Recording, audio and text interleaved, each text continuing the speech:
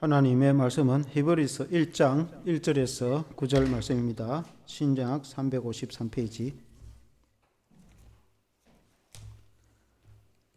히브리서 1장 1절에서 9절 교독하시겠습니다. 옛적의 선지자들을 통하여 여러 부분과 여러 모양으로 우리 조상들에게 말씀하신 하나님이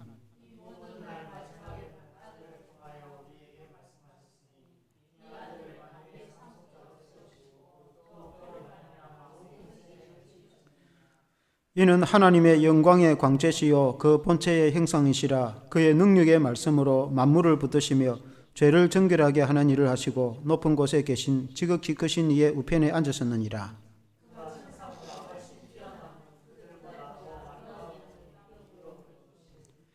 하나님께서 어느 때에 천사 중 누구에게 너는 내 아들이라 오늘 내가 너를 낳았다 하셨으며 또다시 나는 그에게 아버지가 되고 그는 내게 아들이 되리라 하셨느냐.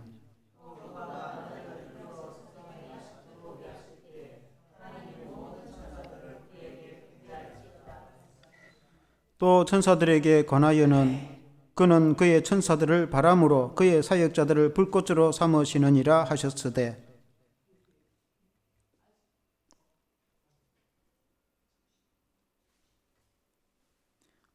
8절 9절 제가 읽겠습니다.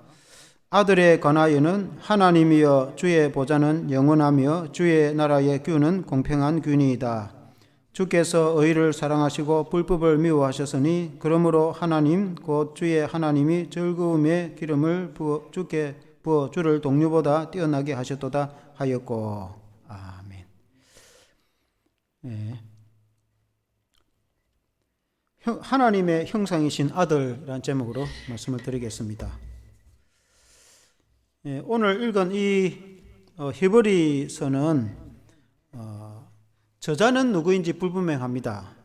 베드로 혹은 바울이라기도 하는데 그러나 저자는 불분명하지만 수신자는 정확합니다. 수신자는 히브리인들입니다. 왜냐하면 1장 1절에 보면은 옛적의 선지자들을 통하여 여러 부분과 여러 모양으로 우리 조상들에게 말씀하신 하나님이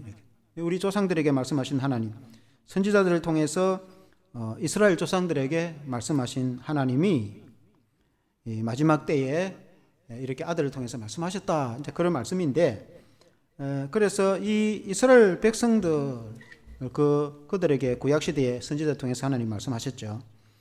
그래서 이 히브리서는 히브리인들에게 이제 히브리인들 대상으로 쓴 편지다 해서 이제 히브리서라고 이렇게 하는데 마지막 때에 아들을 통해서 말씀하셨다. 이제 2절에 그렇게 말씀합니다. 이 마지막 때라는 것은 예수님의 그 재림을 말하는 것이 아니고 이 구약의 마지막 때에 주님이 초림하신 그때에 주님이 오셔서 그 아들을 통해서 이제 하나님이 말씀하셨다. 그런 이제 의미입니다. 이 당시에 그 이스라엘 백성들이 이제 메시아이신 예수 그리스도에 대해서 그들이 정확하게 제대로 잘 알지를 못했습니다.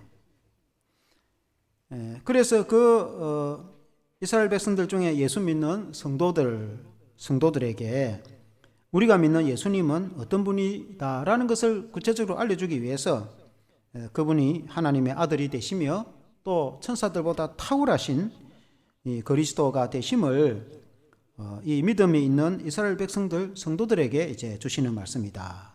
이렇게 이제 볼 수 있습니다. 오늘날 우리가 이제 신약 시대에 교회를 다니는 성도가 예수님을 우리가 믿는데 예수님을 어떻게 믿고 예수님이 어떤 분이라고 알고 믿는지 예수님을 제대로 잘 알고 믿는 사람도 있겠지만은 또 어떤 경우에는 초신자이들 혹은 또 교회 생활을 오래 해도 예수님에 대해서 부분적으로 알고 제대로 잘 알지 못하고 교회를 다니는 사람도 많이 있을 수가 있습니다. 그래서 이 히브리서에 보면은 예수님의 그 탁월하심, 그 예수님의 신성, 예수님의 하나님의 아들 되심에 대해서 잘 말씀하고 있다. 이렇게 볼 수 있습니다. 오늘 이 말씀으로 은혜를 받기를 원합니다. 첫째는 하나님의 아들로서 그리스도의 신성을 말씀하고 있습니다. 5절에 보면은 하나님께서 어느 때에 천사 중 누구에게 너는 내 아들이라 오늘 내가 너를 낳았다 하셨으며 또다시 나는 그에게 아버지가 되고 그는 내게 아들이 되리라 하셨느냐. 예수님을 하나님의 아들이시다. 이렇게 아들은 이제 상속자이시다. 2절 제 후반부에도 보면은 이 아들을 만유의 상속자로 세우시고 또 그로 말미암아 모든 세계를 지었었다. 하나님 아버지께서 그 예수님을 아들로 삼으셔서 모든 권세와 능력을 그 아들에게 위임을 하시는 상속자로 삼으셨다. 그래서 예수님을 하나님의 아들이시다. 이렇게 이제 말씀합니다. 우리가 아는 마태복음 3장 17절에도 하늘로부터 소리가 있어 말씀하시되 이는 내 사랑하는 아들이요 내 기뻐하는 자라 하시니라. 예수님이 요단강에서 세례를 받고 물에서 올라오실 때에 하늘 문이 열리고 하늘에서 소리가 나기를 이는 내 사랑하는 아들이다. 예수님을 하나님 아버지께서 내 사랑하는 아들이다. 이렇게 이제 예수님을 이제 성자라 이렇게 하지 않습니까? 이 말씀은 시편의 이제 2장 7절 말씀을 2장 7절에도 똑같은 말씀이 나오는데 내가 여호와의 명령을 전하였노라. 여호와께서 내게 이르시되 너는 내 아들이라 오늘 내가 너를 낳았도다. 하나님의 아들에 대해서 이렇게 이제 시편 이 시편 2편은 하나님의 아들 그리스도에 대해서 노래하는 시입니다. 그 시편 2편 9절에 보면은 너가 철장으로 그들을 깨뜨리며 질그릇같이 부수리라 하시도다. 아들이 이 능력으로 그 사탄의 권세를 마치 그 쇠 뭉둥이로 그 흙으로 빚은 질그릇을 깨뜨리듯이 그러면 때리면 깨지는 거 아니겠습니까? 그렇게 악한 권세를 깨뜨려 버릴 것이다. 아들의 권세에 대해서 그렇게 표현합니다. 그 시편 2편 12절에 보면은 그의 아들에게 입맞추라 그렇지 아니하면 진노하심으로 너희가 길에서 망하리니 그의 진노가 급하심이라 여호와께 피하는 모든 사람은 다 복이 있도다. 그 아들의 하나님의 아들에게 입맞추라. 하나님의 아들을 영접하고 믿으라. 그러면 너희가 구원과 복을 얻을 것인데 그러나 그 아들을 영접하지 않고 대적하는 자는 급하게 망하게 될 것이다. 하나님의 진노가 임할 것이다. 그렇게 이제 말씀을 하고 있습니다. 그래서 하나님은 그 예수님을 아들로 삼으셔서 상속자로 삼으셨는데 이 표현을 아주 정확하게 마태복음 28장 18절에 20절에 우리가 잘 아는 구절입니다. 한번 같이 읽어보겠습니다. 시작. 예수께서 나와 말씀하여 이르시되 하늘과 땅의 모든 권세를 내게 주셨으니 그러므로 너희는 가서 모든 민족을 제자로 삼아 아버지와 아들과 성령의 이름으로 세례를 베풀고 내가 너희에게 분부한 모든 것을 가르쳐 지키게 하라. 볼지어다 내가 세상 끝날까지 너희와 항상 함께 있으리라 하시니라. 그 아들 되시는 예수님 그 그리스도께 모든 권세가 위임되어서 예수님이 온 세상을 다스리고 통치하시는 권세를 가지게 되었다. 그래서 아들에게 권세가 위임되었으니까 너희는 가서 그 아들의 이름으로 복음을 전파라. 그런 이제 말씀인데 이 주님이 아들로서 상속자로서 아버지의 모든 권세를 위임받은 하나님의 아들이 되신다. 그리고 이제 이어서 이 히브리서 1장의 표현을 이제 해 나가는데 3절에 보면은 3절에 한번 같이 읽어보겠습니다. 3절 시작. 이는 하나님의 영광의 광채시요 그 본체의 형상이시라 그의 능력의 말씀으로 만물을 붙드시며 죄를 정결하게 하는 일을 하시고 높은 곳에 계신 지극히 크신 이의 우편에 앉으셨느니라. 이 아들 되신 그리스도에 대해서 표현하기를 그는 하나님의 영광의 광채시다. 하나님은 빛이시고 하나님은 회전하는 그림자도 없으시며 하나님은 무소부재하신 영이십니다. 그래서 그 하나님의 광채로 영광의 광채로 그리스도를 이렇게 표현합니다. 영광의 광채가 우리에게 빛이 우리에게 비치시는데 그 빛을 통해서 우리가 아버지를 알게 된다. 이제 그렇게 볼 수 있어요. 그리고 그 본체의 형상이다. 그 본체는 하나님 본체의 형상이다. 형상이라는 말은 모양이다. 하나님은 눈에 보일 수가 없는데 그분이 눈에 보이도록 형상으로 오신 분이 그리스도이시다. 그래서 예수님은 그 하나님 자체의 형상이 되신 분이시다. 예수님을 그렇게 이제 표현합니다. 요한복음 14장에 보면은 이제 그 제자들과 주님이 말씀하시면서 그때에 빌립이라는 제자가 예수님께 주여 아버지를 우리에게 보여 주옵소서 그리하면 족하겠나이다. 그렇게 질문하니까 예수님이 요한복음 14장 9절에 이렇게 대답을 합니다. 예수께서 이르시되 빌립아 내가 이렇게 오래 너희와 함께 있으되 너가 나를 알지 못하느냐? 나를 본 자는 아버지를 보았거늘 어찌하여 아버지를 보이라 하느냐?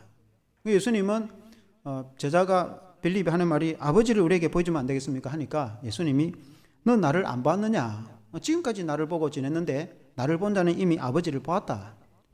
그러니까 아버지는 하나님이시며 영이시기 때문에 눈에 볼 수가 없어요.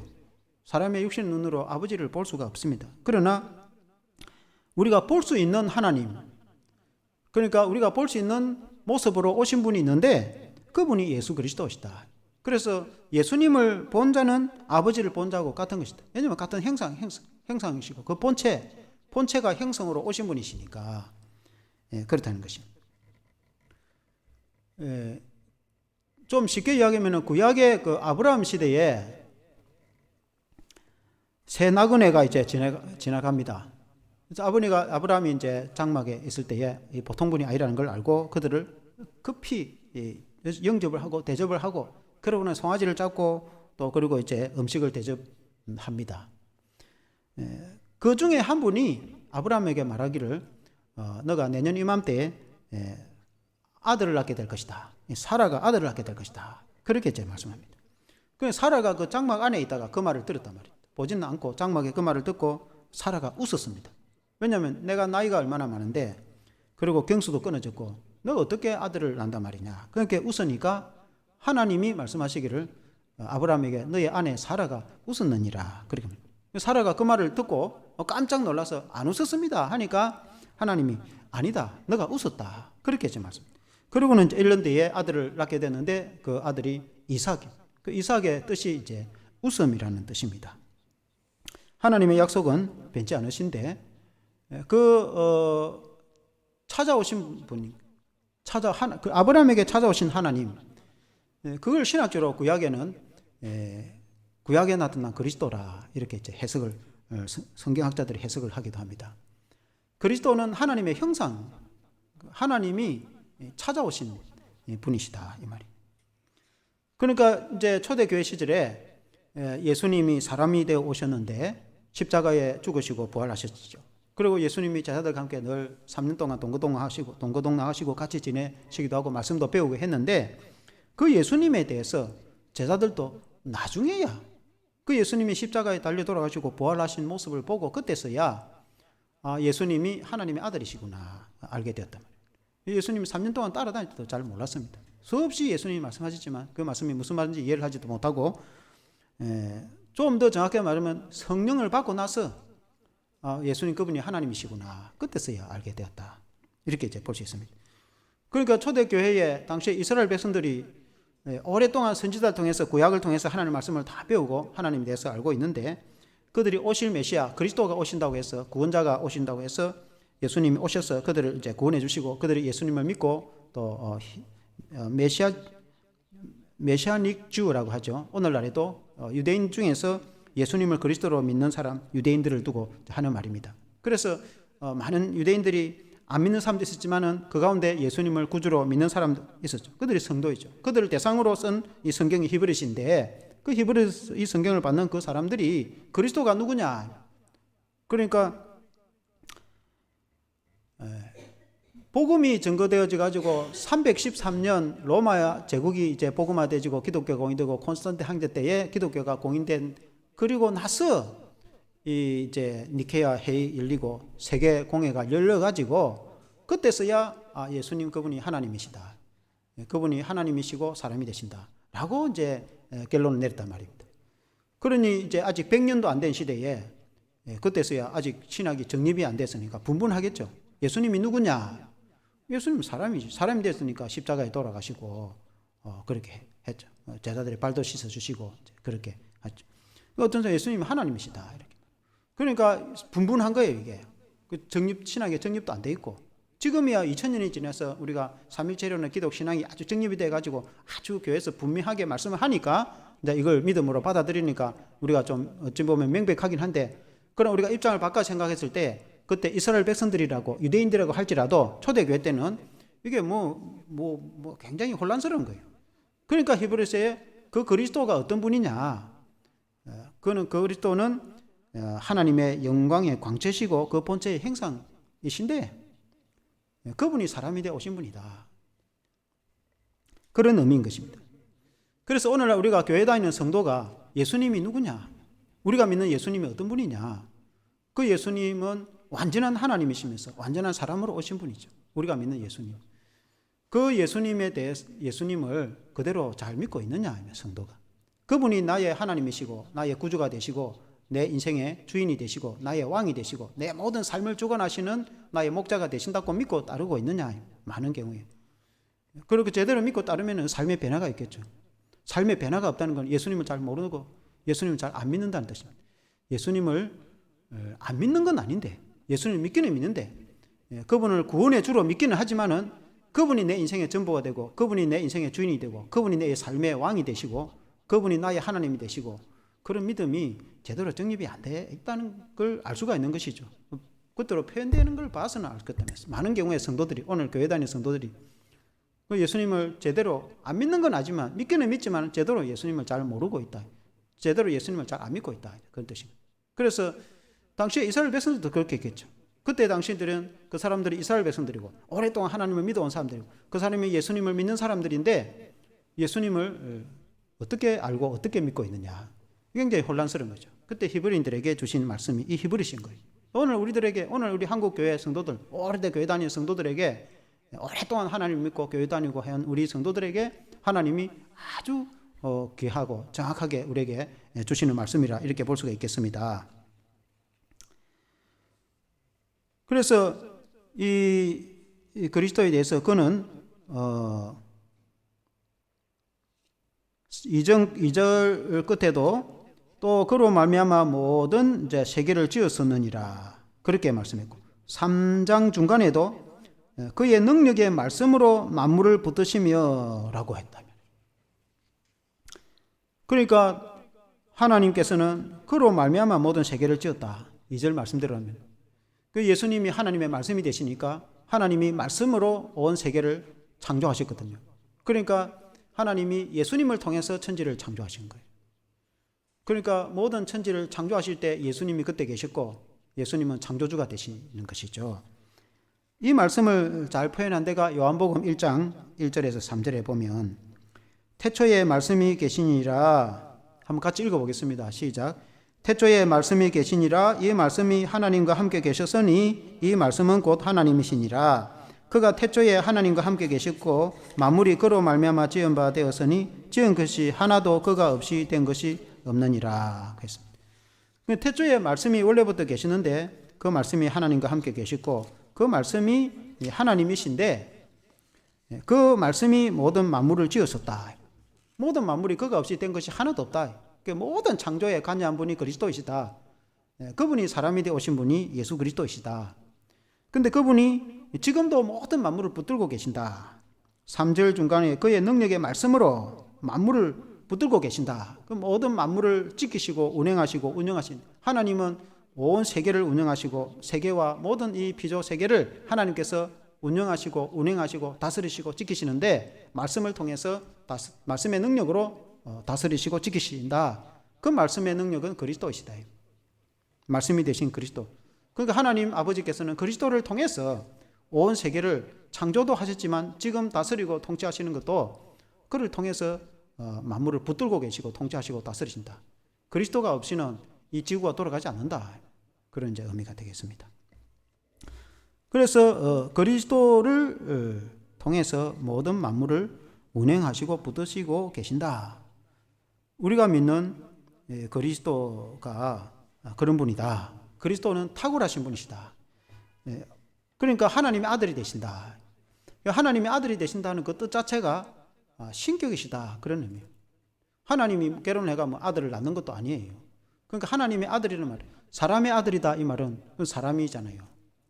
이건 동물이 아니고 사람이다. 식물도 아니고 사람의 아들이라는 말은 동물이다 는 뜻이에요. 하나님의 아들이라는 말은 곧 하나님이시고 신이시다. 그러니까 그리스도의 신격에 대해서 이제 말씀을 한 겁니다. 두 번째는 천사보다 탁월한 그리스도이시다. 그렇게 이제 말씀을. 히브리인들은 천사에 대해서 굉장히 아주 대단한 존재로 그렇게 생각합니다. 천사가 동정녀 마리아에게 와서 너가 성령으로 아들을 잉태할 것이다, 이렇게 천사가 알려주잖아요. 그리고 이제 천사가 요셉의 꿈에 나타나서 마리아가 아들을 할 건데 예수라 하라 하고, 또 이제 헤롯 대왕이 죽이려 하니까 애굽으로 피하라 하고 천사가 일러주고, 성경에 구약에도 보면 다니엘에게도 천사가 와서 일러주고 그렇게 하잖아요. 그래서 천사에 대해서 굉장히 대단한 존재로 여기고 있죠. 이스라엘 백성들은 구약 성경에도 그런 말씀이 많이 나와 있고. 그런데 이제 그리스도는 너희가 믿는 그리스도는, 우리가 믿는 그리스도는 그 천사보다도 훨씬 탁월하다. 어느 정도 탁월하냐? 그러니까 유대인들에게 있어서는 천사를 좀 비유를 해가 설명해야 이유가 설명이 좀 된다, 그 말입니다. 오늘 우리 기독교인도 마찬가지. 우리가 천사의 존재에 대해서 굉장히 탁월하게 생각하잖아요. 그러면 그 천사와 비교해서 어느 정도 되느냐, 그리스도가. 6절에 보면은 또 그가 맏아들을 이끌어 세상에 다시 오게 하실 때에 하나님의 모든 천사들은 그에게 경배할지어다 말씀하시며, 천사들이 경배해야 될 존재. 그 천사가 예배를 할 때 누가 하게 하느냐? 하나님께 예배를 하겠죠. 그리스도께도 예배를 한다. 그리스도는 천사의 예배를 받으시는 분입니다. 그리고 천사가 얼마나 위대한 존재입니까? 그러나 천사가 찬양하고 예배를 드려야 되고 예배를 받으시는 분이 그리스도시다. 천사와 비교되면 어느 정도 되는지 이해가 되죠. 이 히브리서에도 보면은 모세와 비교할 때도 그런 말씀이 나옵니다. 모세가 그 장막으로, 집으로 비유한다면은 그 집을 지은 사람은 그리스도다. 우리가 이제 집에 살고 있다. 그 사람을 건축한 자가 있고 건축물이 있다. 그러면 이제 그 건축물이 모세로 비하면은 건축을 지은 자가 그리스도다. 그 말은 우리 사람을 만드신 분이 그리스도시다, 그 말 아닙니까? 모세가 얼마나 위대한 존재입니까? 이스라엘 백성들에게 모세보다 위대한 존재는 없어요. 우리는 모세의 제자들이다, 그렇게 말합니다. 그러니까 예수님 공생시대에 그 논쟁을 할 때에 그런 말이 있잖아요. 우리는 모세의 제자다. 그럼 왜 모세의 가르침을 따르지 않느냐, 이렇게 있어요. 맞아요. 우리는 아브라함의 자손이다. 아브라함은 나한테 일 안 했는데 너 아브라함의 자손이라고 말을 하면서 왜 아브라함을 따르지 않고 아브라함의 행동을 하지 않느냐? 아브라함이 어떻게 했는데 아브라함은 나를 이렇게 대하지 않았다. 예수님을 군박하고 핍박하고 대적하고 그러니까 아브라함은 나에게 친절하게 대접했는데 너희는 왜 아브라함이 자손이라고 하면서 아브라함처럼 하지 않고 그렇게 거꾸로 하느냐? 그 얘기죠. 아브라함은 나한테 그래 안 했다. 이러니까 당시 유대인들이 너가 나이 50이 안 되는데, 그 30 몇 살이잖아요. 50이 안 됐는데 아브라함을 아느냐? 이렇게. 아브라함이 나를 보고 즐거워했다. 그렇게 말씀을 하신단 말이죠. 왜 그때 사람들이 이해를 하겠습니까? 갈릴리에서 한 청년이 왔고 이렇게 말하고 있으니까 그때 사람들이 어떻게 이해를 하겠습니까?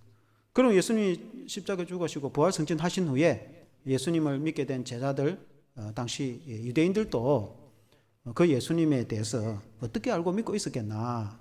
굉장히 교회에 나오기는 하지만은 유대교 회당에 나가다가 이제 바꾸어서 교회에 나오게 됐지 않겠습니까? 교회에 모여가지고 예배는 드리지만은 그 그리스도가 어떤 분인지 얼마나 혼란스러웠겠습니까? 그러니까 이제 히브리서를 통해서 아주 정확하게 말씀해주겠죠. 오늘 딱 우리 교회에 주시는 말씀입니다. 한국 교회에 다니는 크리스찬들이 예수님을 제대로 알고 믿느냐. 우리가 교회를 오래 다니는데 예수님을 어떻게 믿고 예수님이 어떤 분인지 알고 믿고 있느냐. 그걸 이제 아주 정확하게 말씀을 해주고 있는 것이다. 이렇게 이제 볼 수 있겠습니다.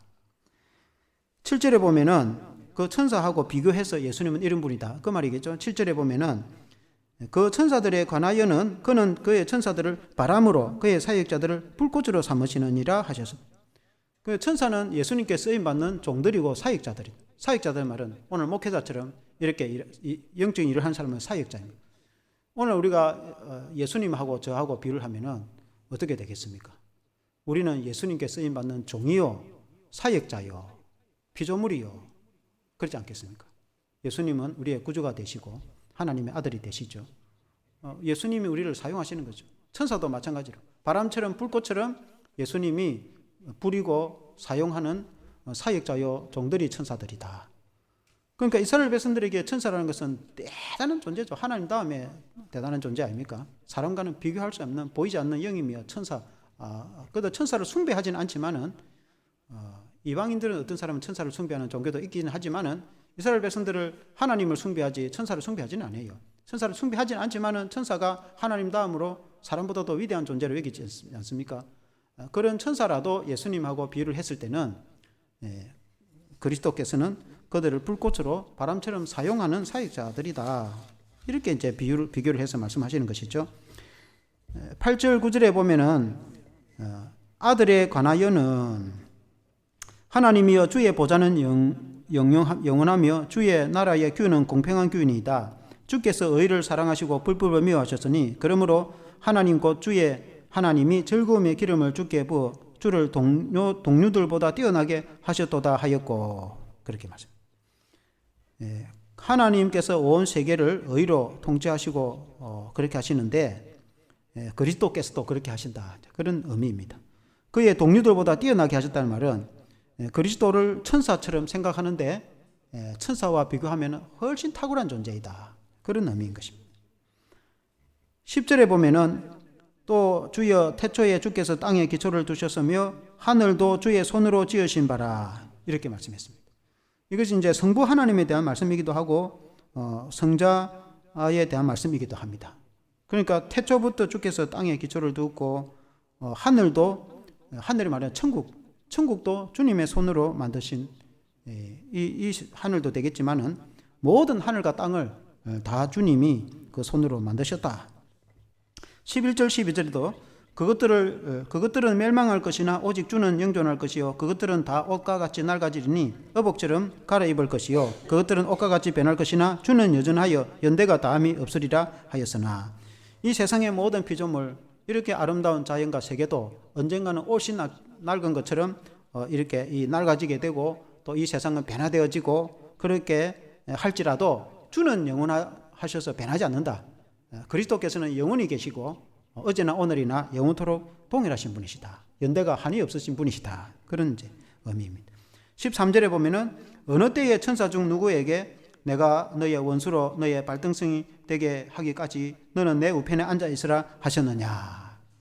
이제 내 우편에 앉아 있으라. 아버지께서 하신 말씀이죠. 예수님에게 너는 내 우편에 앉아 있는데 너의 원수가 너의 발등상 듣는 그 발로 짓밟아서 완전히 승리할 때까지 내 우편에 앉아 있으라. 그런 의미입니다. 이 말씀이 성경에 이제 많이 나옵니다. 시편 110편 1절에 인용한 말씀이죠.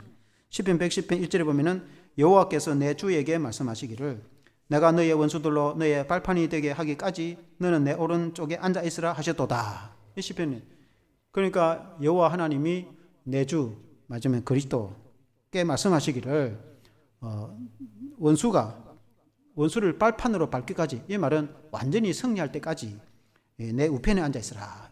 오른쪽에 앉아 있으라. 여기 이제 오른쪽이나 우편에 앉아 있으라 이 말은 권능을 의미합니다. 권능.